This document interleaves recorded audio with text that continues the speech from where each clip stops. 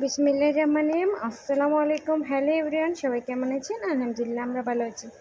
আজকে আমি যে রেসিপিটা তৈরি করব এটা হলো বেগুন ভর্তা।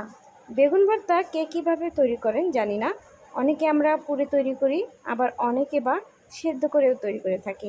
তবে এগুলো না করে যদি আমরা এইভাবে মাঝখান থেকে ফেরে হালকা সরিষার তেল দিয়ে ভেজে এপিট ওপিট করে সিদ্ধ করে নিই, তাহলে এই ভর্তাটার স্বাদ কিন্তু দ্বিগুণ হয়। যাই হোক, আমার বেগুনটা এপিট ওপিট করে হালকা আঁচে ভাজা হয়ে গেছে, যার জন্য একদম সম্পূর্ণ সিদ্ধ হয়ে গেছে। এবার লাল লাল এভাবে রং হয়ে গেছে।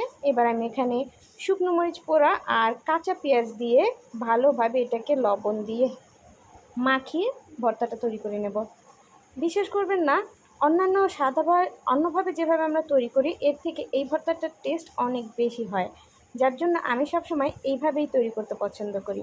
আপনারা একবার বাড়িতে টেস্ট করে দেখবেন, পুরো ভর্তা করার চেয়ে এইভাবে ভর্তা করলে এটার টেস্টটা আরও বেশি ভালো লাগে। সবাই ভালো থাকবেন, সুখে থাকবেন। আল্লাহ হাফেজ।